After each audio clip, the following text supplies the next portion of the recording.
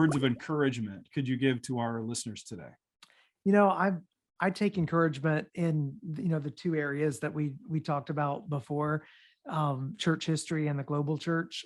I'm encouraged when I think about church history because I realize the church is always a mess.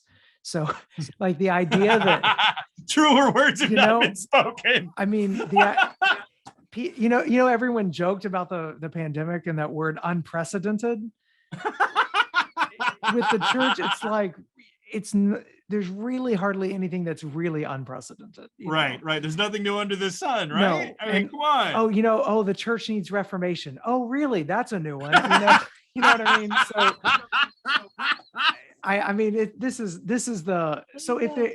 now that doesn't sound really encouraging at first, except when you realize, like the way I like to say it is, we are a bungling bunch of believers and have been for 2,000 years. So let's not overstate the problems. Let's just recognize, the fact that we've got challenges. Every church and every generation has challenges. It's just, they may be different, but there are going to be some challenges. So I take encouragement in that, and I would leave people with that just sort of perspective. But then also the global church is also the challenge there is also encouraging. God is on the move. There's all sorts of amazing things that are happening right now around the world. I mean, Christianity is exploding in other parts of the world, just exploding. And so there's a lot to take heart from. There's a lot of mess that's happening in other parts of the world too. So you look at that and say, well, the American church doesn't have a corner on corruption.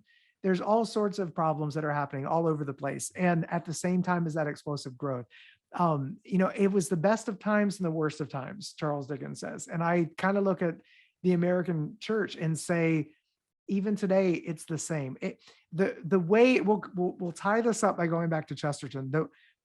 A lot of times people think that the world is either on this interminable decline, slide into this abyss, or that the world is just getting better and better and better. The progressives tend to think of themselves on the vanguard of the world getting more and more and closer to this utopia, whereas a lot of times pessimistic types tend to look at everything and think everything's going crazy. I was having a conversation not that long ago with someone who said, things are just so much worse than it was 60 years ago, immorally, and so many different areas, and like it's just slide. And I was like, yeah, in some of these areas, you're right. But, you talk to someone who's African-American and they'll tell you they'd rather live now than they would want to live in the 1960s. So it's all depending on perspective. On certain things are getting worse. Yes, certain things are getting better.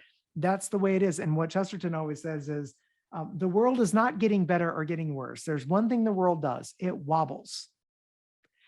And so I just think, the world is wobbling, and to have a sure foot and to be able to stay steady when the world is wobbling, you need to come back to the gospel, to the truth of the scriptures, and you need to be able to stake your claim there. And, a lot of people say, you Christian types are just digging in.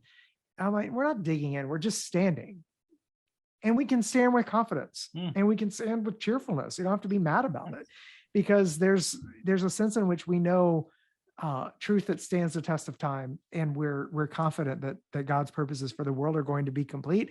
We don't know they're going to be accomplished. We don't know what it's going to look like, but we trust that He's in control, and we know what the end looks like.